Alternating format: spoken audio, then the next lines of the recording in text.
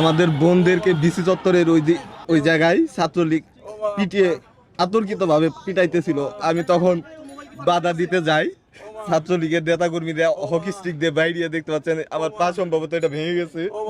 Footpath থেকে মানে যখন সবাই দৌড় মারছিল ওই সময় আমার মাথায় ইট লাগে, তারপরে পড়ে গেছিলাম। পড়ে যায় পরে যখন উঠে দাঁড়াইছিলাম, দাঁড়ানোর পরে আমারে 4 জন ধরছে, ধরে আমারে নিচে ফেলায় লাঠিতে প্রথম মারছে হাতের এই সাইডে, মাজা এই সাইডে একজন ঘুষি মারছে।